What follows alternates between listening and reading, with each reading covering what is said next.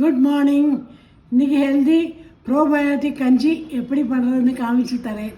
நேற்றுக்கு ராத்திரி சாதம் பாக்கி இருந்தது. அதில் தண்ணி ஊற்றி ஓவர் நைட் ஃபர்மெண்ட் பண்ண வச்சுருக்கேன். இந்த தண்ணியை களையாதேங்கோ, பாத்திரத்தில் ஊற்றி வச்சுங்கோ. இப்போ இந்த சாத்தை நல்லா மேஷ் பண்ணிங்கோ. இந்த மாதிரி மேஷ் பண்ண பின்ன எடுத்து வச்ச தண்ணியை அதில் விட்டுடுங்கோ. இதில் உப்பு, பொடிப்பொடியாக நறுக்கிற வெங்காயம், பொடிப்பொடியாக நறுக்கின பச்சை மிளகாய், மோர் விட்டு நல்லா மிக்ஸ் பண்ணுங்க.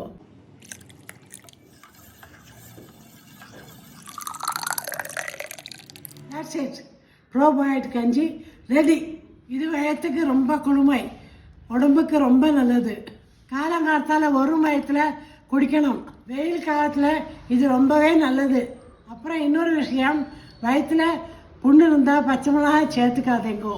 ரொம்ப சின்ன குழந்தைகளுக்கு இது கொடுக்காதேங்கோ. நீங்களும் ட்ரை பண்ணி ஹெல்த்தியாக இருங்கோ.